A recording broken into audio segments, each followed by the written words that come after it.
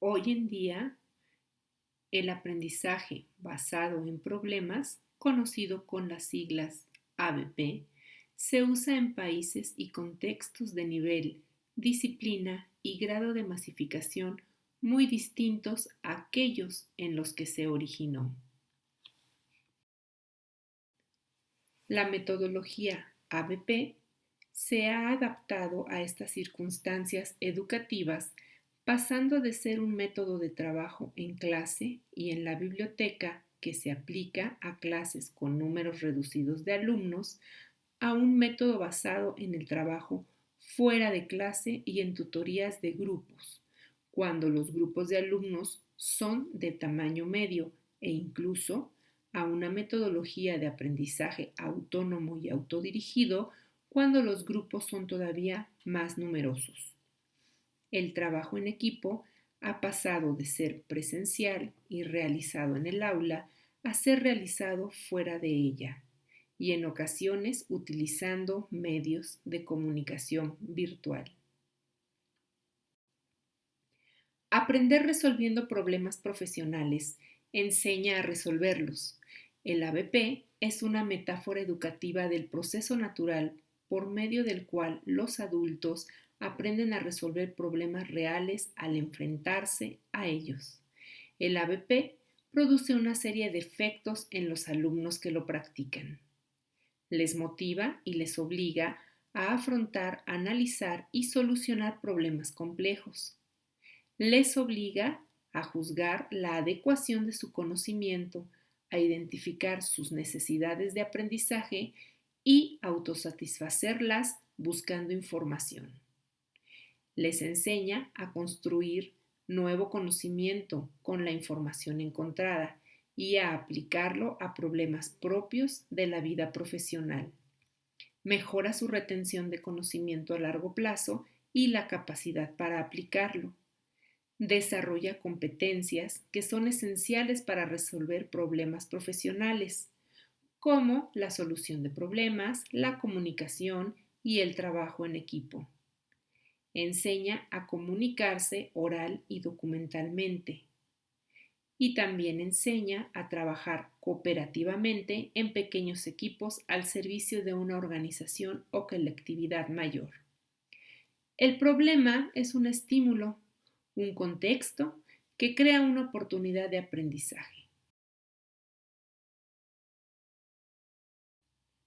En este curso se propone hacer una revisión de 3 variantes del ABP: 7 pasos o saltos de Medrich, 4 fases al estilo de Hong Kong y el ABP 4x4.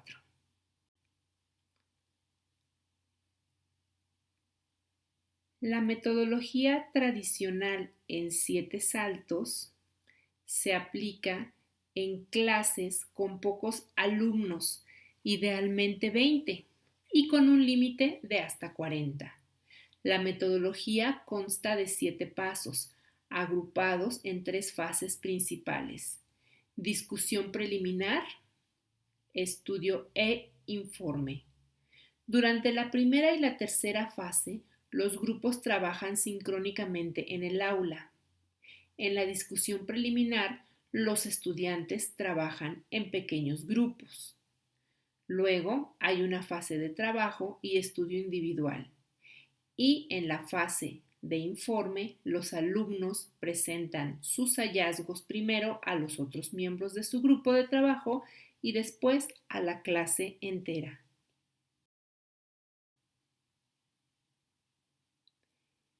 El ABP al estilo de Hong Kong.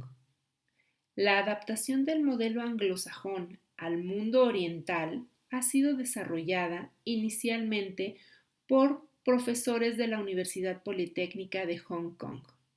En su versión, la primera fase del proceso de resolución del ABP se realiza con la clase entera como en el modelo anterior. Por el contrario, la segunda fase, que es el planteamiento de la investigación, se realiza fuera del aula en tutoría con grupos pequeños. Los pasos 6 y 7 del modelo Medrich serían las fases 3 y 4 del método de Hong Kong. Este método de ABP es adaptado para clases de 60 alumnos. Se denomina ABP 4x4 al procedimiento porque se trabaja en 4 escenarios y se sigue un procedimiento de 4 fases para la resolución del problema, identificado con las letras A, I, R, E, que significan análisis, investigación, resolución y evaluación. Para que el ABP 4x4 funcione, es necesario que el profesor entrene a los alumnos en las habilidades y procedimientos que deberán ejercitar para resolver el problema con autonomía desde el principio de la actividad. Para dotar de más autonomía a los grupos de trabajo, es necesario entrenarles para que luego puedan trabajar autónomamente fuera de clase, incluso sin la necesidad de tutor. Este nuevo método permite trabajar con muchos grupos de alumnos, incluso con grupos hasta de 130, pero requiere de un programa de entrenamiento previo a los métodos de trabajo que los alumnos van a emplear. Se requiere entonces también que los alumnos trabajen en 4 escenarios distintos. La clase completa para recibir entrenamiento y comunicar y discutir sus soluciones. El trabajo en pequeño grupo, sin tutor, que se realiza fuera de clase y supone la mayor carga de trabajo para el alumno. El trabajo individual de búsqueda y estudio de la información. Y la tutoría en grupo, un escenario que conlleva la mayor carga para el profesor, con el fin de aumentar la eficacia de las tutorías. Hay que establecer unas normativas muy estrictas para la realización de las mismas. La motivación de los alumnos para trabajar en el ABP 4x4 debe de ser muy alta.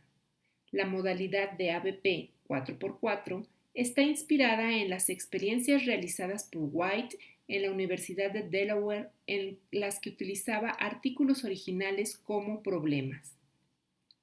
Es importante realizar las actividades iniciales previas al ABP con todos los estudiantes reunidos en la clase, como seminarios de motivación, entrenamiento, distribución de instrucciones para la actividad. Los grupos se forman de modo que los alumnos escogen a sus compañeros libremente y cada grupo escoge en qué artículo va a trabajar de entre una lista de artículos previamente seleccionados por sus profesores. A partir de aquí, casi todo el trabajo de los grupos se realiza individualmente o en grupo, casi siempre fuera de la clase y en ausencia del profesor. Este método persigue que el alumno trabaje sin necesitar supervisión del profesor. Cada grupo tiene programada la realización de tutorías, pero estas solo se producen cuando el alumno haya trabajado y alcanzado una serie de objetivos de trabajo y aprendizajes preestablecidos. Para la utilización de esta metodología, es importante enfrentar el cambio en la formación tradicional en nuestras aulas, lidiar con la posible frustración cuando los planes no se concluyen o cuando se fracasa en la planeación desde el inicio. La disposición de tiempo inicial para su diseño y sobre todo el compromiso de ser tutor fuera de los horarios de clase establecidos también es un requisito importante.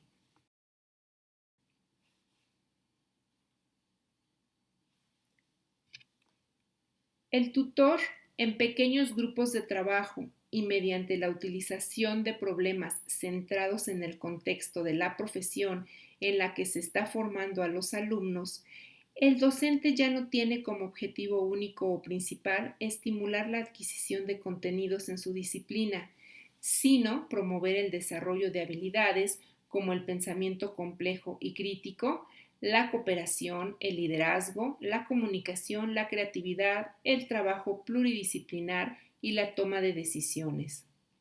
En este nuevo escenario educativo, el peso específico de las figuras profesor-alumno se invierte. El alumno se convierte en el protagonista del proceso educativo, pasando a ser el constructor de su propio aprendizaje. Por su parte, el profesor tendrá la no fácil labor de guiar y facilitar el que sus alumnos construyan su propio conocimiento y adquieran una serie de competencias que les permitan afrontar de manera exitosa problemas similares que se encontrarán en su futura labor profesional. Se sugiere flexibilidad en la planeación de las tutorías que estén determinadas por las necesidades de los miembros del grupo, por las percepciones del tutor encargado de guiarlos en un determinado problema, por el grado de dificultad de la materia a trabajar, entre otras cosas. Las funciones que debe de realizar un tutor van a depender básicamente de dos factores. Por un lado, la experiencia del grupo en el trabajo de ABP y por otro, van a depender de la fase de ABP en la que se esté trabajando. Para implementar esta metodología de innovación educativa es necesario que exista un equipo docente numeroso que trabaje y colabore al unísono para conseguir que esta experiencia alcance sus objetivos. Aquí el reparto de tareas se convierte en una herramienta fundamental de trabajo. Así, algunos docentes actuarán como expertos en la preparación de objetivos del aprendizaje, en el desarrollo de los instrumentos de evaluación o su implementación, en la elaboración de los problemas, en el aprendizaje de habilidades profesionales, etc.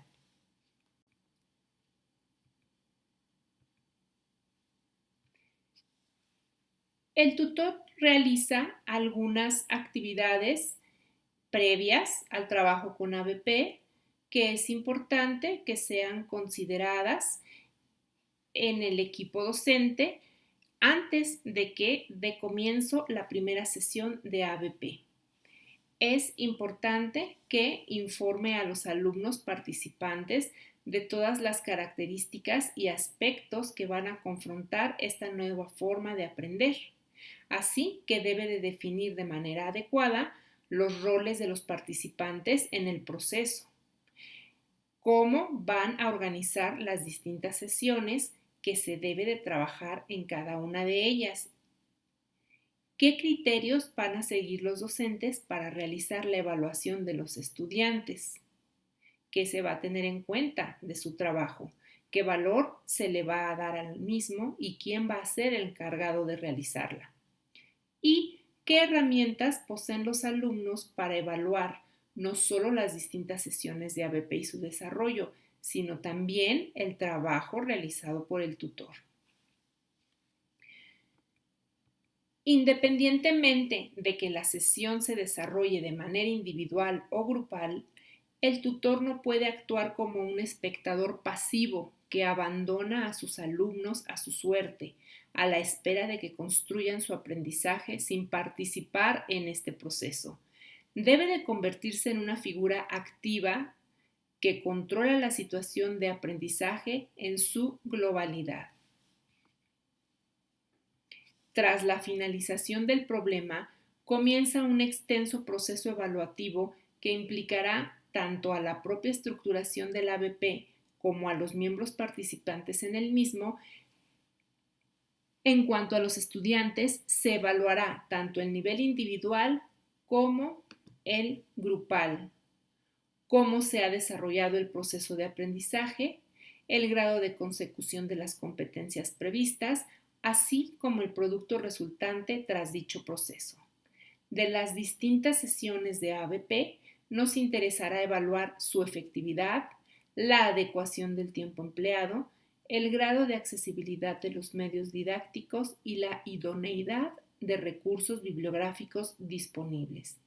Finalmente, no debemos de olvidar las evaluaciones realizadas al tutor encargado de guiar un determinado problema. Como se verá en la siguiente unidad, la tarea de los docentes tutores es compleja y de carácter multifacético. Deberían de existir cursos de formación de tutores que faciliten la labor que estos deben de desarrollar, según Branda. Otros autores consideran que para facilitar y sistematizar las múltiples tareas de los tutores se podrían diseñar guías que reflejaran sus funciones, objetivos de aprendizaje, las temáticas propuestas, etc.